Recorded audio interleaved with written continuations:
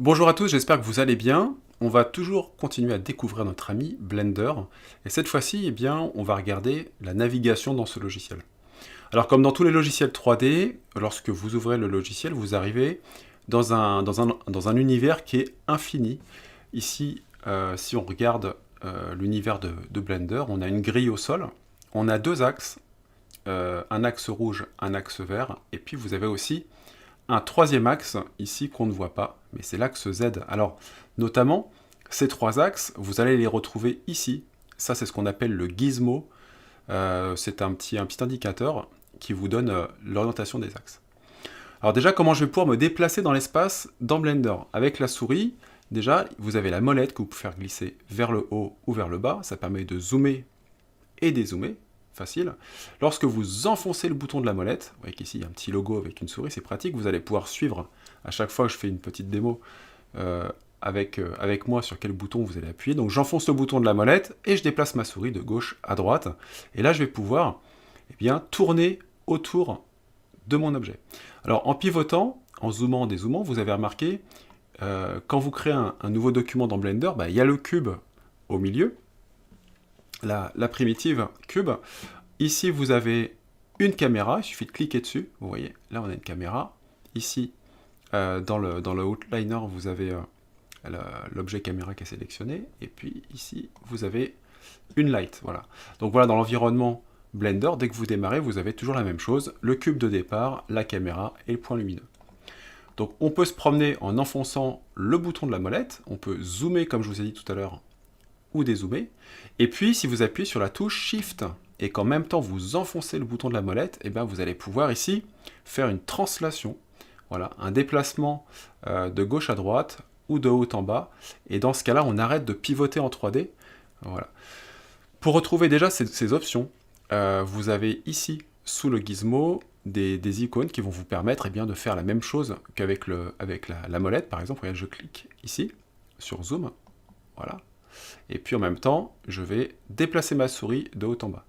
Alors ça, vous n'êtes pas obligé de cliquer sur la loupe, vous pouvez appuyer sur CTRL, clic molette, et en même temps, vous déplacez vers le haut et vers le bas. Voilà. Alors l'intérêt de ça par rapport au zoom avec la molette directement, c'est que ça va faire un zoom beaucoup plus progressif. Vous voyez.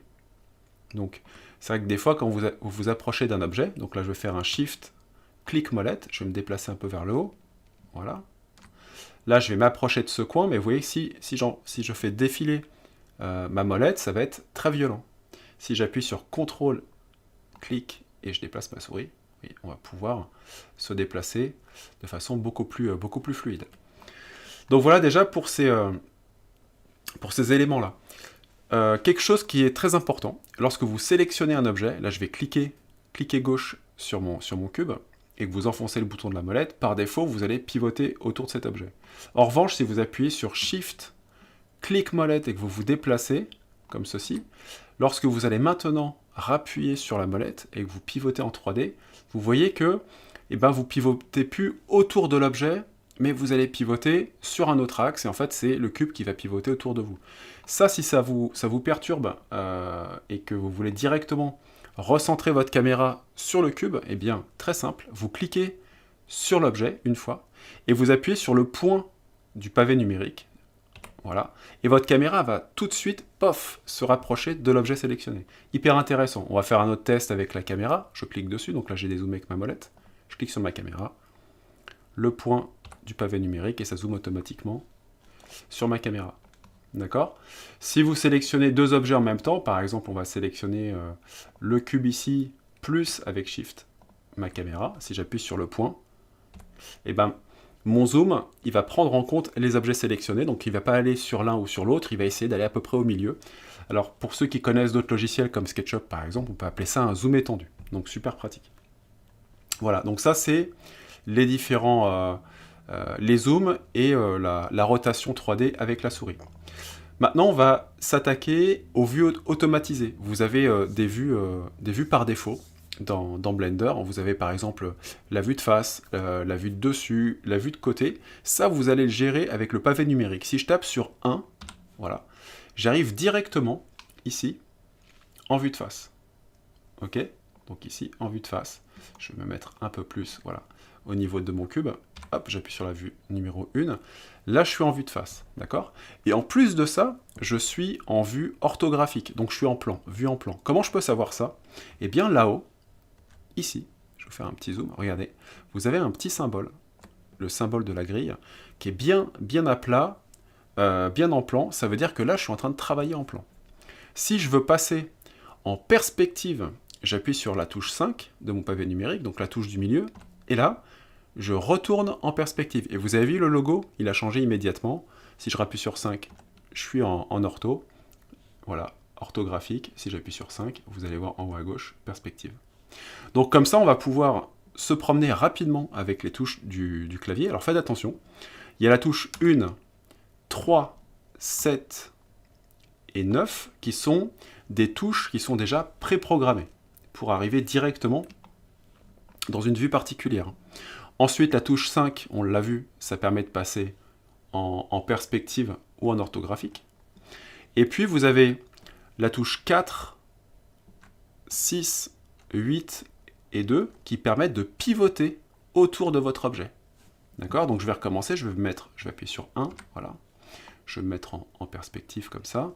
Si j'appuie sur 4, et ben ma caméra, plusieurs fois sur 4, elle va pivoter vers la gauche. 6, hop, on pivote vers la droite. 8 vers le haut et 2 vers le bas.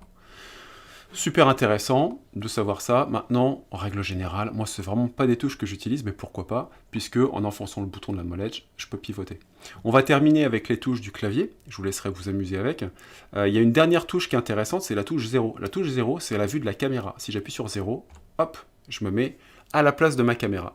Cette position de caméra est intéressante, puisque souvent, c'est de cette caméra que l'on va faire le rendu final dans Blender. Si vous voulez sortir de cette vue, vous appuyez de nouveau sur 0, et vous revenez voilà, dans votre espace de navigation. Autre chose, ce qui est hyper intéressant dans ces logiciels, que ce soit sur Blender ou d'autres logiciels, moi j'ai commencé par 3ds Max, et dans 3ds Max il y avait un quad view, c'est-à-dire que vous avez l'écran qui va être divisé en 4, et bien ce quad view, vous allez pouvoir l'afficher, vous allez dans View ici, vous allez dans Area, et vous allez dans Quad View. Et regardez, en un clic, hop, ça va diviser votre espace de travail en 4. Là, si vous allez sur la toute petite fenêtre en haut à droite, vous allez continuer à travailler dans Blender comme si de rien n'était.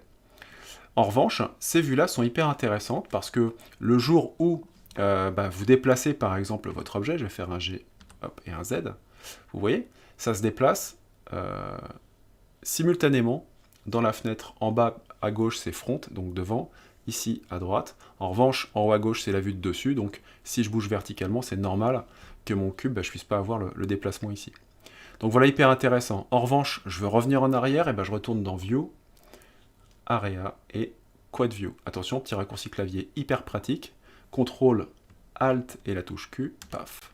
Et ça permet de basculer du Quad View au mode normal. Voilà. Et ça fait beaucoup de raccourcis clavier déjà. À se souvenir. Voilà pour la navigation dans notre ami Blender. Donc j'espère que vous avez appris plein de trucs déjà. Donc rapidement, on a vu ensemble en enfonçant le bouton de la molette, on pouvait pivoter. Avec Shift, vous pouviez vous déplacer de gauche à droite pour faire des translations. Là-haut, il y a le petit gizmo qui vous indique voilà, dans quel sens vous êtes avec les axes. Ça peut vraiment vous permettre, moi c'est un truc que je regarde très peu, mais là ça vous permet d'avoir un moyen mémotechnique pour reconnaître les axes X, Y et Z. Voilà. Ici, les outils de zoom. Ici, vous allez retrouver le Shift clic molette voilà, avec la main, la caméra, donc la touche 0 que je vous ai montré. Et ici, vous pouvez switcher entre la vue ortho et la vue perspective. Voilà, c'est terminé pour aujourd'hui. Vous avez encore appris plein de trucs sur Blender. Vous allez pouvoir vous éclater. Puis moi, je vous dis à très vite pour une prochaine vidéo.